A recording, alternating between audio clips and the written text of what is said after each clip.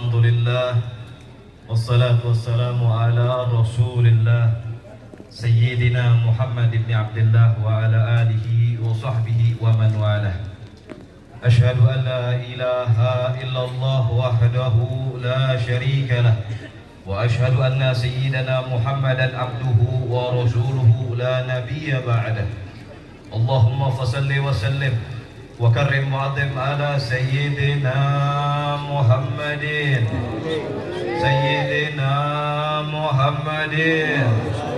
al-fatih lima aghliq wal khatim lima sabaq an-nasiril haqq bil haqq wal hadi ila siratikal mustaqim wa ala alihi wa sahbihi haqqa qadrihi wa miqdarihi al-azim, amma ba'd. Alhamdulillah, puji syukur kehadirat Allah Subhanahu wa taala yang memberikan kita limpahan nikmat yang luar biasa banyak, yang tak terhitung jumlahnya. Dan di antara nikmat tersebut yang paling utama yakni nikmat imanul Islam serta nikmat sehatul afiat dan juga nikmat waktu luang, sehingga alhamdulillah kita semua bisa kumpul duduk hadir di ini haflah mubarakah, di ini perkumpulan yang sebegini mulia, yang mana mudah-mudahan duduk kumpulnya kita, hadirnya kita di ini acara, di ini tempat, pada ini hari, mudah-mudahan menjadikan sabab turunnya rahmat dan ampunan dari Allah Subhanahu wa taala. Amin ya rabbal alamin. Salawat juga salam senantiasa kita haturkan kepada junjungan kita, pemimpin kita, pemberi syafaat bagi kita, yakni sayyiduna wa habibuna wa syafi'una wa qurratu a'yunina wa maulana Muhammad sallallahu alaihi wasallam, yang mudah-mudahan sabab berkah kumpulnya kita di ini tempat pada sore hari ini, mudah-mudahan menjadikan sabab kelak juga kita akan dikumpulkan oleh Allah Ta'ala di bawah naungan benderanya baginda Nabi Sallallahu Alaihi Wasallam. Amin ya rabbal alamin. Alhamdulillah, ziyadatul ulama wal alimin wal habaibil mayamin, para guru, para alim ulama, para habaib wabil khusus mudiril mahad, guru kita al-mukarramil muhtaram Syekhuna al-fadil wadailallah al-ustadz Ahmad Musannif hafizahullah wa ra'ahum, dan juga segenap para guru, para alim ulama, para sepuh, para habaib yang walafu minta maaf, minta ridha, al-fakir tidak sebut namanya satu persatu, tapi tidak mengurangi rasa hormat dan ta'zim saya. Kita doakan mudah-mudahan guru kita beserta para alim ulama kita, para habaib kita, mudah-mudahan senantiasa beserta kita semua yang hadir di ini acara, mudah-mudahan Allah Ta'ala panjangkan umurnya, disehatkan badannya, dimurahkan rezekinya, digabul hajat-hajatnya, dimenangkan perjuangan dakwahnya. Maka Allah bituli hayatih wal umurih wa nafa'na bil ulumih, amin ya rabbal. Alhamdulillah. Ini ngomong-ngomong di sini kalau tausiah biasanya bahasa Sunda, bahasa Indonesia di sini campur ya. Wah, Masya Allah. Ini vokalis luar biasa, sohib aneh di TikTok. Hadirin yang dirahmati oleh Allah, tadi sebagaimana yang disampaikan oleh guru kita, katanya aneh dipanggilnya Habib Ultraman. Makanya tadi di awal masuk nyampe sini aneh protes sama guru, sama Abu ya aneh, Ustadz, apa nggak salah manggil aneh buat tausiah, minta aneh buat ngomong di depan?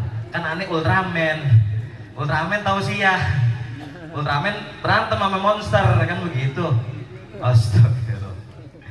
Tapi nggak apa, mudah-mudahan manfaat insya Allah. Hadirin yang dirahmati oleh Allah, alhamdulillah di sini berarti ngomongnya campurnya, Sunda bisa, bahasa Indonesia bisa. Yang guys kalau gitu anak campur weh. Soalnya memang aneh juga bahasa Sunda rada kurang lancar, walaupun udah 3 tahun, 4 tahun tinggal di Purwakarta, kan bahasa Sunda balelol keneh gitu. Nanti insya Allah membatur ngomong mah ngerti gitu. Hadirin yang dirahmati oleh Allah, gak lama, gak banyak yang saya sampaikan karena berhubung waktu yang mendesak. Tapi insya Allah mudah-mudahan walaupun sedikit tapi manfaat untuk kita semua fid dunya wal akhirah. Hadirin, hadirnya kita pada siang hari ini, sore hari ini dalam rangka yakni memuliakan kelahirannya baginda Nabi Yuna Muhammad sallallahu alaihi wasallam, Sayyidil Walid Al-Imamil Qutub Al-Habib Abdurrahman bin Ahmad Segaf. Beliau mengatakan bahwa intisari maulid. Tujuan utama maulid paling utama itu ada 3. Yang pertama, supaya semua lintas generasi dari zaman ke zaman semuanya kenal dengan siapa nabinya, yakni baginda Nabi Yuna Muhammad sallallahu alaihi wasallam. Karena kalau nggak dikenalin siapa nabi kita, kalau nggak diperkenalkan siapa rasul kita, mungkin zaman ke zaman perlahan khawatirnya umat muslim yang ngakunya umatnya baginda nabi makin nggak kenal siapa nabinya. Kalau seumpama ada yang beralasan, Beb, kalau kenal nabi nggak perlu ngadain maulid, kalau mau kenal nabi nggak perlu hadir ke acara maulid, cukup baca buku sejarah tentang maulid, cukup mempelajari atau mendengarkan kisah-kisah tentang maulid. Ya iya, kalau dia ngaji, kalau dia duduk di majelis ta'lim, kalau dia duduk di majelis ilmu, di pesantren dan lain sebagainya. Kalau enggak gimana? Makanya para alim ulama kita dari zaman dulu, salafun sholihin kita, para ustadz, kiai, habaib kita dari zaman dulu mengajak kita, hayo sama-sama adakan maulid di semua masyarakat, semua kalangan lapisan masyarakat. Pondok pesantren mengadakan, masjid-masjid mengadakan majelis ta'lim, majelis zikir, SD, SMP, sekolah, universitas, semuanya mengadakan perayaan maulidnya baginda Nabi Yuna Muhammad sallallahu alaihi wasallam. Supaya apa? Supaya semua lapisan masyarakat umatnya baginda Nabi kenal dengan sosok baginda Nabi Yuna Muhammad sallallahu alaihi wasallam. Dan yang kedua, tujuan utama supaya timbul rasa mahabbah, kecintaan kepada baginda Nabi. Kalau kita sudah kenal siapa Rasulullah, maka insya Allah pelan tapi pasti akan timbul kecintaan. Dan yang ketiga, yang terakhir, supaya bisa ada timbul semangat i'tiba ala Nabi, mengikuti cara hidupnya Rasulullah. Rasulullah menikah, berumah tangga, rumah tangganya dicontoh. Rasulullah makan, tata cara makannya dicontoh. Rasulullah minum, tata cara minumnya pun dicontoh. Di sini tahu tata cara minumnya Rasulullah kayak gimana? Tahu tata cara minumnya Rasulullah gimana? Sunnahnya seperti apa tahu? Mau dicontohin? Mau dicontohin? Beneran saya lagi haus.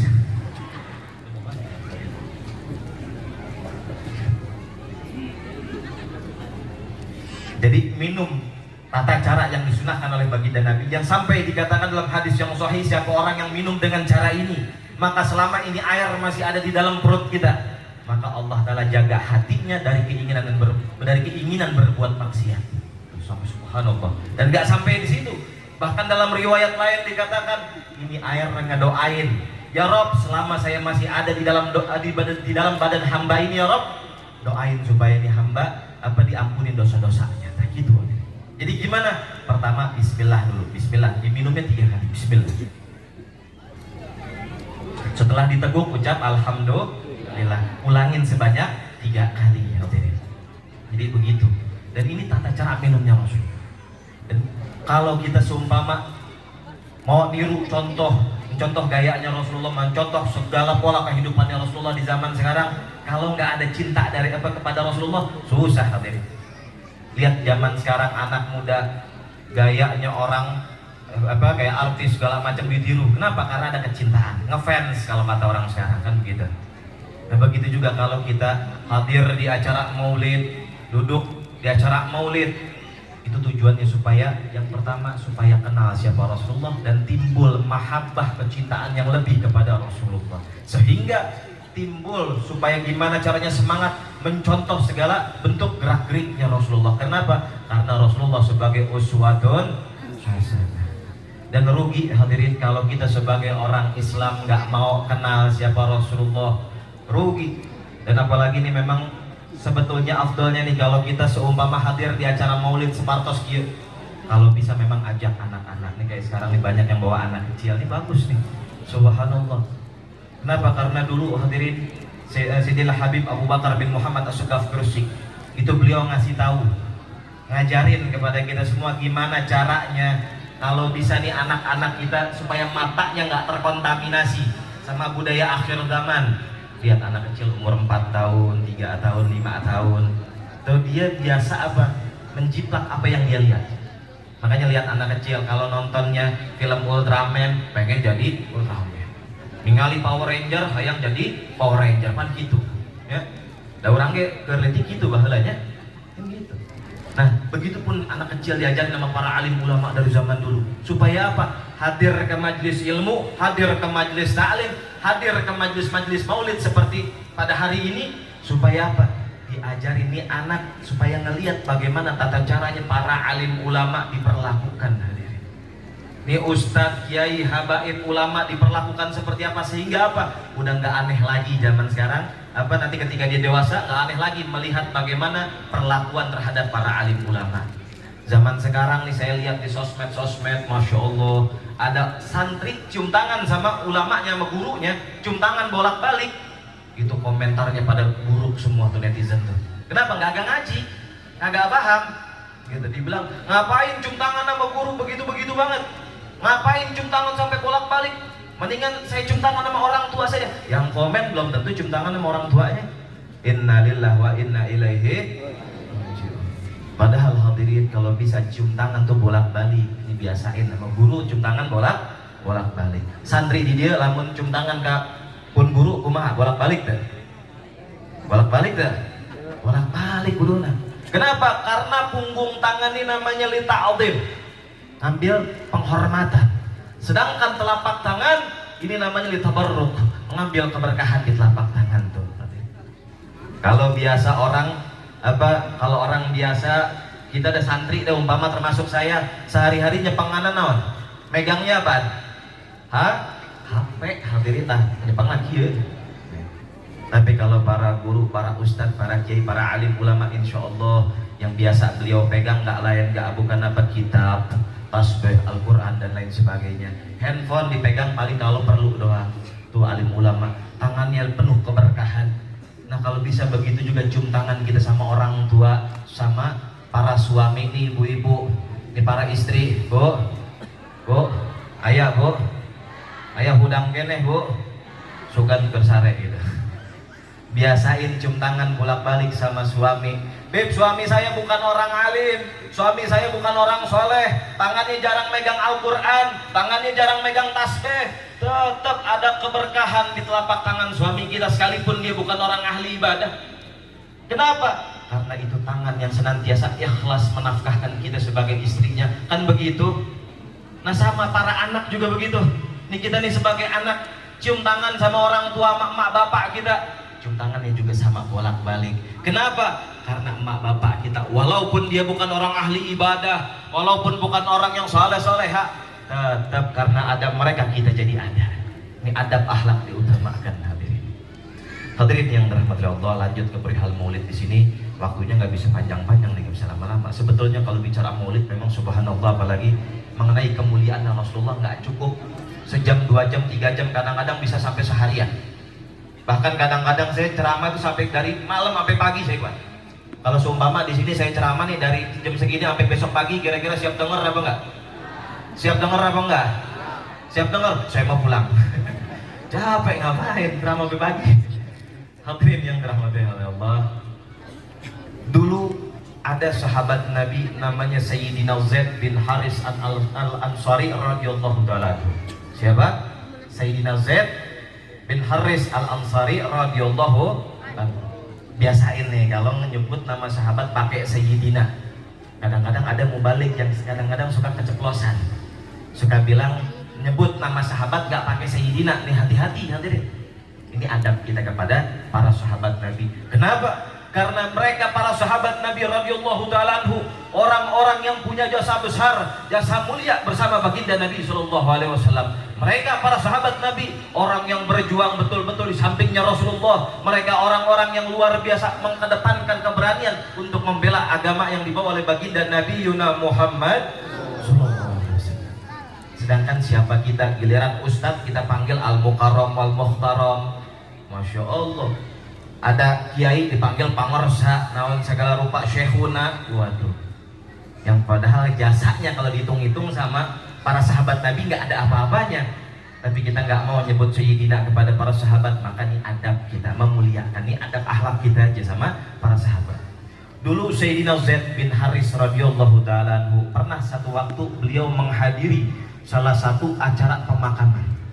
Jadi ada salah seorang sahabat di pinggiran kota Mekah pada waktu itu wafat, dan kebetulan dihadiri oleh salah seorang sahabat, yakni Sayyidina Zaid bin Haris. Nah, Sayyidina Zaid bin Haris ini salah seorang sahabat yang alim, yang soleh, bahkan punya kedudukan istimewa di samping Rasulullah. Jadi Sayyidina Zaid bin Haris ini bukan orang sembarangan. Dia kalau ibarat mungkin ulamanya lah di antara para sahabat. Dan beliau juga orang yang punya jasa, salah satunya menuliskan wahyu Allah. Jadi setiap kali baginda Nabi mau minta tolong ditulis tuh wahyu Allah, beliau yang nulis. Kenapa? Karena beliau punya tulisan bagus luar biasa. Dan hadirin yang dirahmati Allah, ngelihat Sayyidina Zaid bin Haris datang ke acara pemakaman tersebut, akhirnya apa? Ini Sayyidina Zaid bin Haris diminta untuk memimpinkan sholat jenazah. Beres sholat jenazah, Sayyidina Zaid bin Haris akhirnya keluar masjid. Tapi tiba-tiba subhanallah, dia ngelihat kuda yang tadi diparkir di pelataran masjid, tiba-tiba udah ada di depan pintu masjid. Subhanallah. Ternyata ada seorang anak muda yang udah nyiapin. Jadi udah disiapin tuh kudanya. Yang tadinya diparkir di parkiran, tiba-tiba ada di depan masjid. Ternyata sahabat tersebut seorang anak remaja namanya Sayyidina Abdullah ibn Abbas radhiyallahu ta'ala anhu. Beliau salah satu min ahlil baitin Nabi, salah seorang sepupunya Rasulullah. Karena Sayyidina Abdullah bin Abbas bin Abdul Muttalib, sedangkan Rasulullah itu Sayyidina Muhammad bin Abdullah bin Abdul Muttalib. Jadi sepupu sama Rasulullah. Walaupun pada waktu itu Sayyidina Abdullah ibn Abbas ini usianya masih kecil, masih remaja lah ibaratnya begitu. Dan hadirin, ketika ngelihat ternyata di Sayyidina Zaid bin Haris ngelihat yang nyiapin kudanya, yakni salah seorang ahli baitin Nabi, yakni Sayyidina Abdullah ibn Abbas. Langsung beliau kaget. Kata Sayyidina Zaid bin Haris, "Ya Abdullah ibn Abbas, ngapain kamu capek-capek repot-repot ngurusin kuda saya?" Dan ini jawabannya Sayyidina Abdullah bin Abbas ini luar biasa. Sampai dikatakan jawaban Sayyidina Abdullah bin Abbas ini ditulis dengan tinta emas.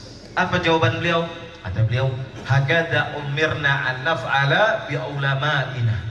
Beginilah cara kami diajarkan oleh Rasulullah, cara memuliakan ulama-ulama kami itu.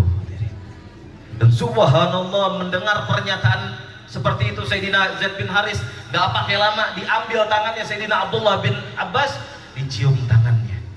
Kaget Sayyidina Abdullah bin Abbas. Gitu. Kata Sayyidina Abdullah bin Abbas, "Wahai Sayyidina Zaid, ngapain antum cium tangan saya? Kenapa kok kamu cium tangan saya? Kamu usia lebih tua, ilmu lebih alim, lebih tinggi dari saya. Bahkan harusnya saya belajar sama kamu, wahai Sayyidina Zaid." Apa kata Sayyidina Zaid bin Haris? Dijawab oleh Sayyidina Zaid, dan sama jawabannya pun ditulis dengan tinta emas. Apa kata Sayyidina Zaid bin Haris? "Hakada umirna an naf'ala min bi ahli baitin nabiyina." Beginilah cara kami diajarkan oleh Rasul kami, bagaimana cara memuliakan keluarganya Nabi kami. Subhanallah. Makanya kalau seumpama ada orang yang nanya, "Beb, emang muliain ulama, muliain keluarganya Rasulullah, emang ada contohnya dari zaman dulu? Emang ada contohnya? Emang dicontohin sama para sahabat?" Nah, ini dia dalilnya hadirin. Dari zaman dulu sahabat Nabi udah mencontohkan bagaimana menghormati orang-orang alim. Dari zaman dulu para sahabat udah mencontohkan bagaimana memuliakan keluarganya baginda Nabi Yuna Muhammad Sallallahu Alaihi Wasallam. Maka mudah-mudahan dengan kita memuliakan para alim ulama, duduk sama para alim ulama, para guru, menjadi sabab kelak juga kita bisa duduk bersama Rasulullah Sallallahu Alaihi Wasallam. Hadirin yang dirahmati Allah, kita mesti itu yang namanya kenal dengan sifat-sifatnya Rasulullah. Barusan kita baca Maulidul Burda, Maulid Burda, kita baca Asyamtul Turar karangan Imam Ali bin Muhammad Al-Habsyi. Ini luar biasa hadirin. Isinya apa sih kalau ditanya? Isinya nggak lain nggak bukan, yakni syama'ilnya Rasulullah. Apa itu syama'il Rasulullah? Sifat-sifat mulianya Rasulullah. Dan sifat-sifat mulia seperti ini harusnya kita sebagai umat muslim tuh paling tahu tentang kemuliaannya Rasulullah. Makanya maulid itu diadakan salah satunya supaya umat Nabi tahu tentang bagaimana mulia akhlak dan sifatnya Rasulullah. Bahkan sampai dikatakan nih, orang-orang Yahudi dan Nasrani di Al-Quran, sampai Allah Ta'ala mengatakan orang-orang Yahudi dan Nasrani ini tuh tahu betul sifat Nabi akhir zaman. Katakan, kata Allah Ta'ala dalam Al-Quran, kata Allah, "Alladzina atainahumul kitaba ya'rifunahu kama ya'rifuna abna'ahum." Sesungguhnya ini Allah Ta'ala memberikan kemuliaan, keberkahan buat min ahlil kitab. Siapa ahli kitab? ahli kitab tuh orang Yahudi, orang Nasrani, orang Kristen zaman dulu. Begitu. Kenapa mereka yang diberikan keberkahan kemuliaan? Karena mereka betul-betul tahu tentang sifat Nabi akhir zaman, bahkan lebih daripada sifat-sifat anak-anaknya sendiri, hadirin. Nah, satu waktu hadirin, Sayyidina Umar ibn Khattab pernah penasaran sama ini dalil, sama ayat barusan surat Al-Baqarah. Penasaran, betul gak nih orang-orang Yahudi tahu sifat-sifat Nabi akhir zaman. Penasaranlah Sayyidina Umar bertanya kepada salah satu rahib Yahudi. Jadi kalau orang kita istilahnya pendeta Yahudi, namanya Abdullah bin Salam. Nah, ini Abdullah bin Salam salah satu rahib Yahudi yang amat sangat luar biasa dihormati, dimuliakan sama orang-orang Yahudi di kota Makkah. Ditanya, wahai Abdullah bin Salam, betul kamu kenal dengan sifat-sifat Nabi akhir zaman? Betul kamu tahu dengan sifat-sifat Rasulullah? Apa jawabnya? Kata Abdullah bin Salam yang rahib Yahudi, dibilang, bal ma'rifati li Rasulillahi asad. Saya lebih tahu betul tentang sifat Nabi akhir zaman, bahkan lebih dari sifat-sifat anak saya sendiri. Itu subhanallah.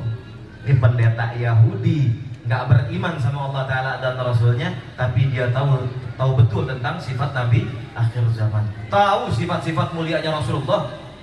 Nah, kalau seumpama ada lagi yang nanya, Beb, kalau rahib Yahudi, nggak heran, bisa jadi karena dia suka baca Taurat, bacain Injil, jadi nggak aneh.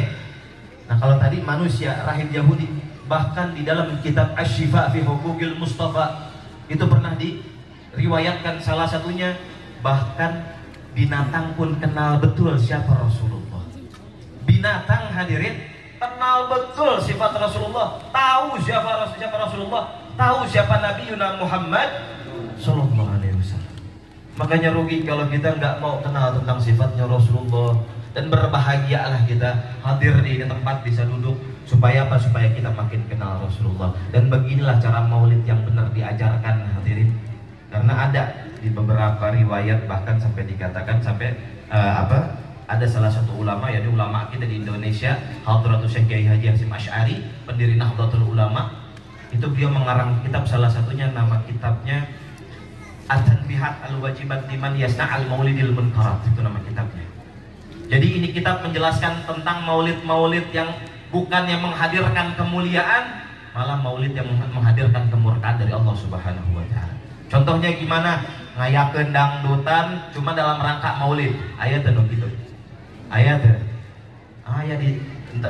kalau di sini mudah-mudahan nggak ada ya, mudah-mudahan nggak ada.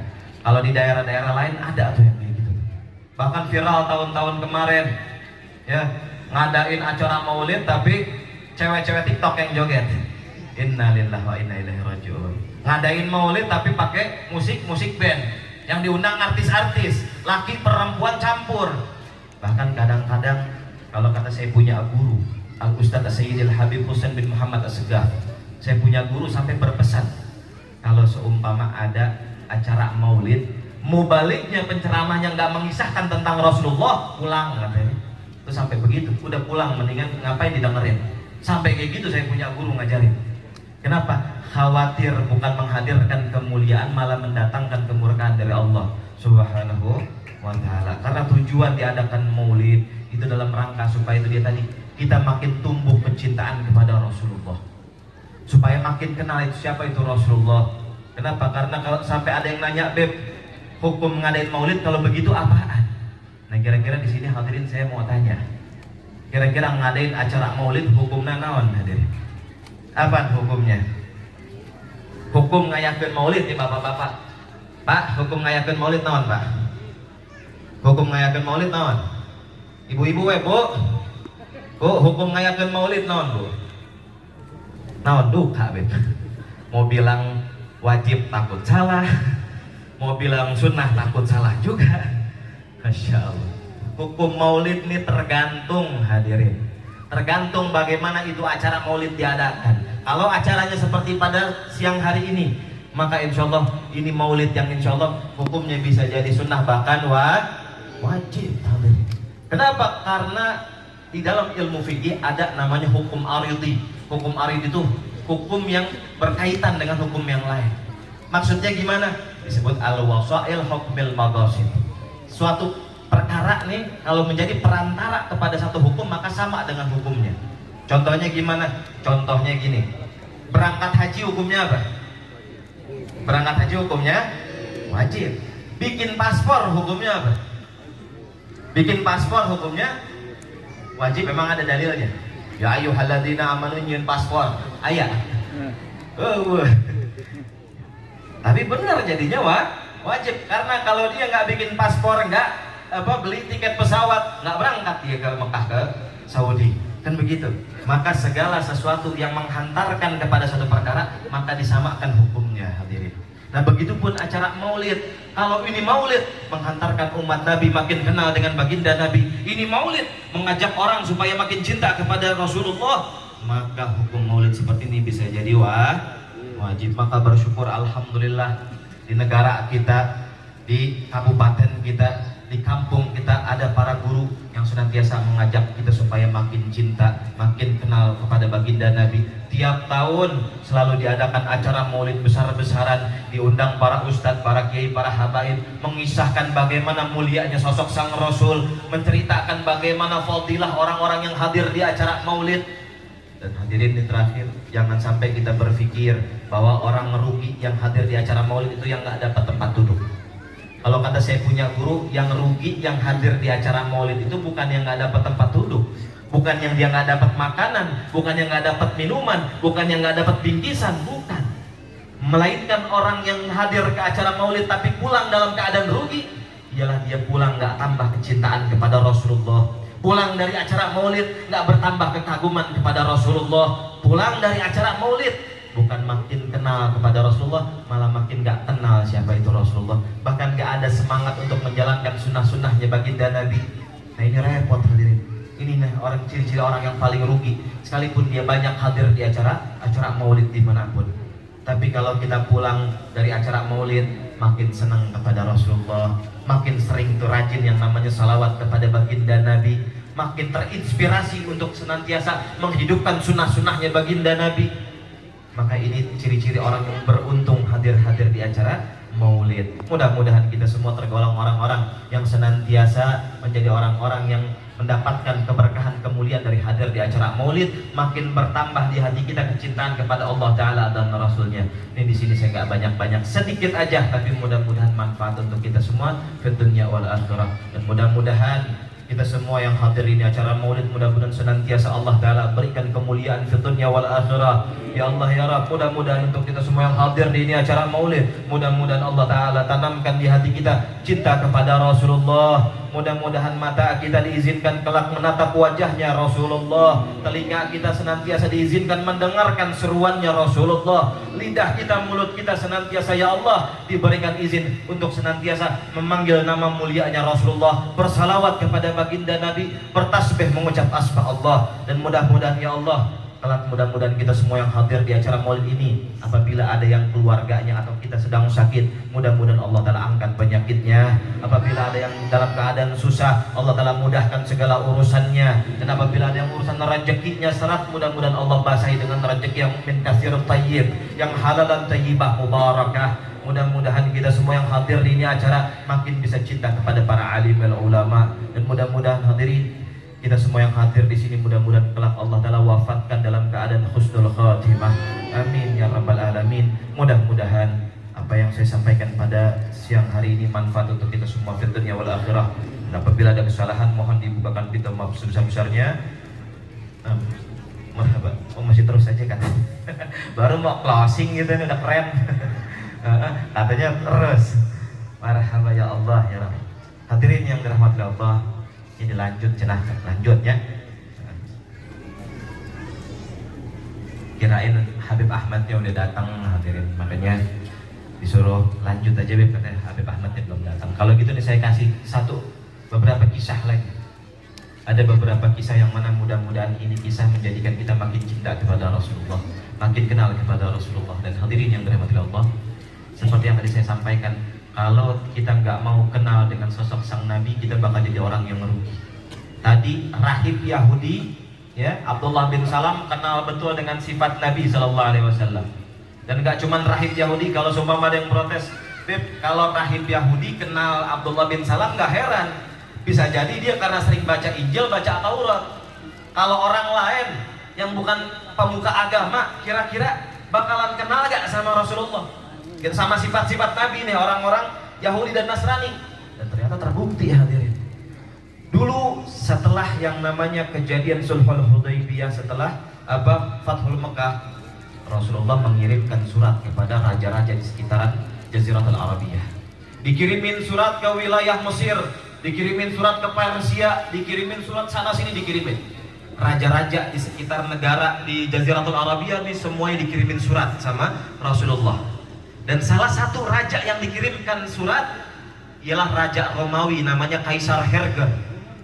Ini Kaisar Romawi pada zaman itu kekuasaannya separuh dunia, hadirin.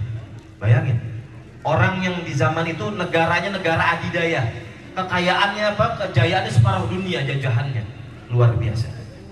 Satu waktu ini dikirimkan surat oleh Rasulullah, diutuslah salah seorang sahabat Nabi namanya Sayyidina Dihyah Al-Galbi. Sayyidina Dihyah Al-Galbi salah seorang sahabat Nabi yang wajahnya dikatakan wajahnya gantengnya luar biasa. Namun orang dia ganteng naon? Kasep lah gitu ya. Kasep luar biasa ini Sayyidina Dihyah Al-Galbi. Nah, bahkan saking gantengnya ini Sayyidina Dihyah Al-Galbi dikatakan malaikat Jibril alaihi wassalam kalau nyaruh ke muka bumi, turun ke muka bumi, dia nyaruh nyamarnya jadi Sayyidina Dihyah Al-Galbi. Saking gantengnya ini Sayyidina Dihyah Al-Galbi. Jadi malaikat Jibril juga nggak sembarangan kalau nyaruh. Ningali heula nu kasep nu mana gitu. Nu goreng mah moal. Nggak bakalan tuh yang jelek-jelek, yang hidung pesek, yang kulit hitam, mata sipit, embung. Nah, hadirin, Kaisar Romawi dikirimkan surat oleh Rasulullah dalam rangka ajakan beriman kepada Allah Ta'ala dan Rasulnya. Singkat cerita, ini Raja Romawi menerima surat dari Rasulullah. Pas dibaca, subhanallah, dilihat kalimat yang terdapat di surat tersebut, bagaimana santunnya ucapan yang terdapat di dalam surat tersebut, bagaimana ajakan yang luar biasa, tulisan yang luar biasa indah. Kata ini raja, apa jangan-jangan ini yang namanya Muhammad yang katanya dari Mekah ini, jangan-jangan benar dia Rasul akhir zaman sebagaimana yang ditulis di dalam kitab Injil. Akhirnya apa? Ini raja penasaran, dia nggak mau langsung percaya. Dipanggil dulu tuh siapa namanya, salah satu utusannya. Kata raja, kamu cari orang-orang Arab, orang-orang Mekah yang biasa jualan atau yang biasa berdagang di negeri Syam. Jadi negeri Syam itu kalau sekarang itu Palestina, Lebanon, Syria sama Irak. Jadi udah terpecah dari beberapa negara. Dulu satu kesatuan itu namanya negeri Syam, hadirin. Dan hadirin yang dirahmati Allah, itu ketika si raja mendapat ini surat, diutuslah salah seorang utusannya supaya nyari orang Arab. Akhirnya subhanallah, Allah Ta'ala punya kuasa. Ternyata kebetulan ada salah seorang orang terdekatnya Rasulullah namanya Abu Sufyan. Yang mana Abu Sufyan pada waktu itu beliau itu udah jadi mertuanya Rasulullah, tapi beliaunya masih belum keadaan beriman. Jadi masih CS-nya Abu Jahal, teman dekat CS sama Abu Jahal. Bayangin, dianya nih Abu Sufyannya musuhin Rasulullah, tapi anaknya nikah sama Rasulullah. Jadi mertua sama menantu berantem mulu tuh, gimana tuh? Luar biasa. Dan akhirnya hadirin yang dirahmati Allah, ini Abu Sufyan ditanya, di sini mana bangsa Arab yang tinggal di kota Mekah? Kebetulan Abu Sufyan ngacung, saya wahai pasukan. Dia bilang, oh ya udah, kalau gitu kamu dipanggil sama raja. Wah, ada apa nih? Gak ada angin, gak ada hujan, saya tiba-tiba dipanggil sama raja. Subhanallah, akhirnya dipanggil oleh beliau ini, dipanggil oleh sang raja.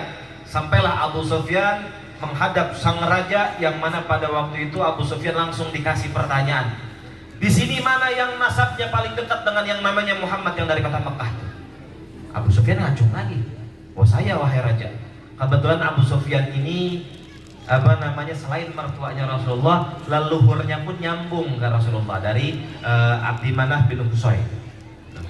Jadi akhirnya ini Abu Sufyan disuruh maju paling depan. Wahai Abu Sufyan, kamu maju paling depan. Yang lain semuanya baris di belakang. Hai Abu Sufyan, kamu saya tanya, semua pertanyaan saya tolong jawab dengan jujur. Kamu jangan bohong. Kalau kamu bohong, kamu saya pancung, katanya. Kata ini raja. Ya udah mau nggak mau, akhirnya ini Abu Sufyan jujur. Ditanya, pertanyaan pertama, kaifa nasabuhu fikum? Bagaimana nasabnya itu yang namanya Muhammad di kalangan kalian? Dia bilang, hadza nasabul khair. Ini orang nasabnya baik, nasabnya mulia, wahai raja. Ditanya lagi, apa pernah ini yang namanya Muhammad sekali ngomong, ada gak kira-kira orang-orang Arab yang mengira kalau dia itu bakal bohong? Jadi ketika Rasulullah ngomong, ada orang yang berpikir, ini orang pasti bohong nih. Ada gak kira-kira yang seperti itu? Dia bilang, gak ada wahai raja. Ditanya lagi. Jadi ini banyak pertanyaan nih sebetulnya, cuma di sini saya singkat aja. Ditanya lagi, ini yang namanya Muhammad, leluhurnya, bapaknya, kakeknya, ada gak yang raja? Gak ada wahai raja. Ditanya lagi, umatnya makin banyak apa makin sedikit? Makin banyak wahai raja. Ditanya lagi sama raja, ini orang yang namanya Muhammad, umatnya dari kalangan orang-orang lemah apa orang-orang kuat? Istilahnya para pejabat begitu, apa dari rakyat jelata? Dia bilang dari rakyat jelata wahai raja. Akhirnya apa? Dari semua pertanyaan dijawab oleh Abu Sufyan. Kata ini Raja Herder, Raja Romawi, beliau mengatakan bahwa sesungguhnya begitulah ciri-ciri Nabi akhir zaman sebagaimana yang termaktub di dalam kitab-kitab terdahulu. Nah ini dalam riwayat hadirin, ini Raja Herger itu hampir beriman, cuman karena ada apa namanya penasehatnya yang gengsi lah istilahnya, bahasa orang nama gitunya, gengsi gitu. Geus ulah beriman kaitan dengan Muhammad kadek, cenah gitu. Awas, jangan beriman, kamu takutnya nanti kekuasaan kamu runtuh. Begitu, akhirnya nggak jadi beriman. Cuman surat yang dikirim oleh Rasulullah disimpan baik-baik, disimpan dengan rapi. Makanya negeri Romawinya sampai hari ini masih disimpan dengan baik, dijaga sama Allah. Tapi sebaliknya yang terjadi di negeri Persia, ketika diberikan surat oleh Rasulullah kepada Raja Persia, dibaca sama Raja Persia nggak pakai lama, itu surat yang dibawa oleh sahabat langsung dirobek-robek, dicabik-cabik itu surat, bahkan diinjak-injak itu surat. Naudzubillah min dzalik. Maka mendengar kejadian begitu, Rasulullah doa sama Allah, ya Rabb, hancurkan cabik-cabik itu negara Persia sebagaimana dia cabik saya punya surat yang saya berikan kepadanya wahai Allah. Sampai kayak gitu. Subhanallah. Itu Raja Romawi kenal sama Rasulullah.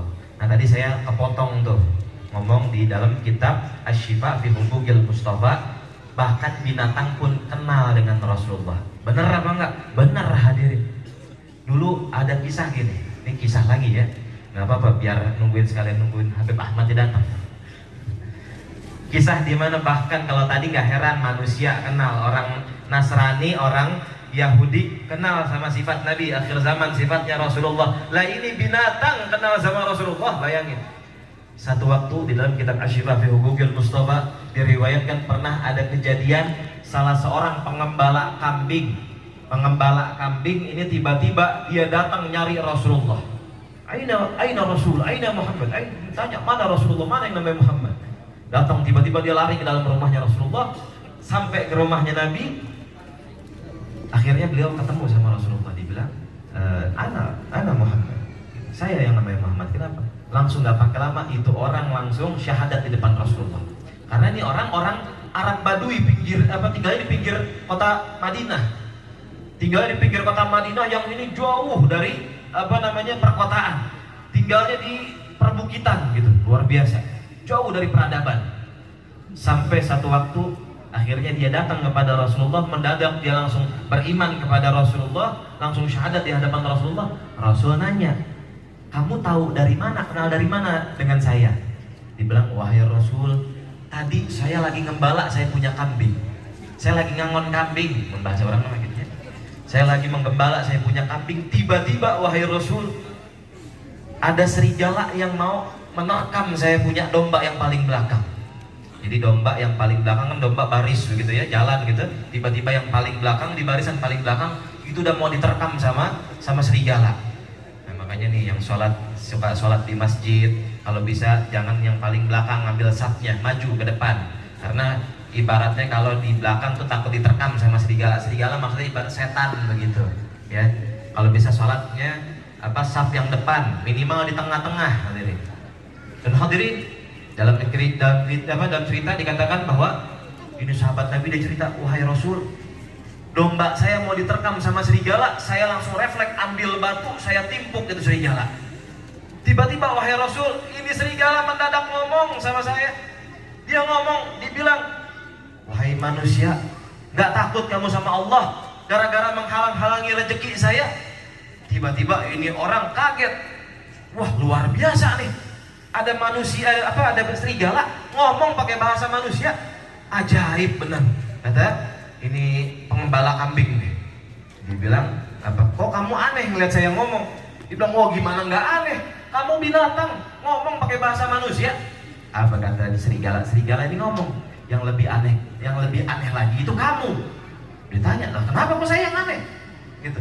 Ya karena kamu hidup di zamannya Nabi Muhammad, tapi kamu nggak kenal siapa Nabi Muhammad. Emang siapa itu Nabi Muhammad? Nabi Muhammad ialah Rasul terakhir. Rasul, emang ada Rasul lagi? Ada. Kamu saking sibuknya ngurusin urusan dunia, saking sibuknya sama kerjaan kamu, sampai kamu nggak kenal siapa itu Rasulullah. Akhirnya detik itu juga beliau langsung ahlan wa sahlan wa marhaban. Fadhal habib. Marhaba. Marhaba, fadhal habib. Insyaallah ahlan wa sahlan wa marhaban bi hudurikum al-mana. Insyaallah. Hadirin, akhirnya ini serigala bicara sama ini orang, dibilang yang aneh itu kamu setiap hari kerja banting tulang ngurusin domba, tapi kamu nggak kenal, nggak tahu bahwa ada Rasul yang diutus oleh Allah di tengah-tengah kalian, yaitu Nabi Muhammad Sallallahu Alaihi Wasallam. Akhirnya ini orang langsung buru-buru dia nyari itu yang namanya Nabi Muhammad. Dicarilah Rasulullah sampai dan akhirnya ketemu dan akhirnya beriman. Dia ngomong sama Rasulullah pada waktu itu, wahai Rasul, itu bagaimana dengan domba saya, kambing saya, wahai Rasul? Itu kambing saya, tadi saya tinggal, yang jagain serigala. Kira-kira nih domba saya bakal dimakan apa enggak? Dibilang apa?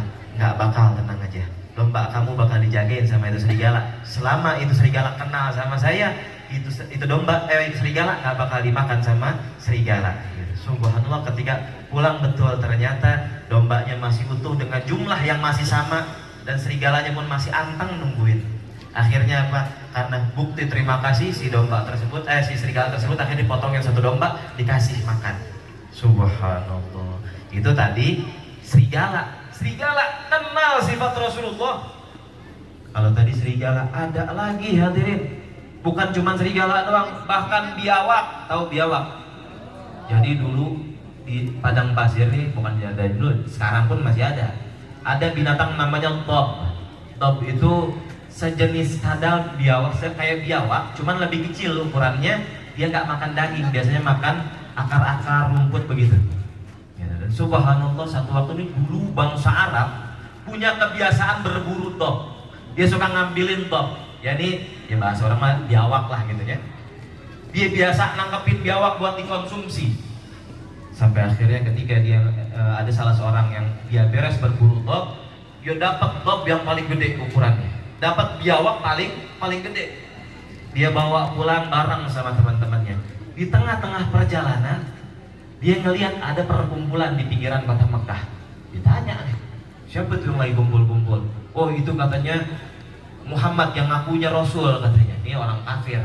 Biasanya yang berburu ini orang kafir. Akhirnya dia bilang, itu yang lagi kumpul siapa? Oh itu yang namanya Muhammad yang katanya ngakunya Rasul. Dia lagi kumpul sama para sahabatnya. Rasul, ngaku Rasul dia. Gitu. Iya benar dia ngaku Rasul. Akhirnya ya udah kita samperin. Didatengin sama ini orang yang baru berburu dob, baru berburu biawak. Didatengin sampai di hadapannya baginda Nabi SAW. Akhirnya diturunin itu dob, ditaruh di depan mukanya Rasulullah, di hadapannya Rasulullah. Dibilang begini, betul kamu yang namanya Muhammad yang katanya Rasulullah? Nah, kata Rasulullah.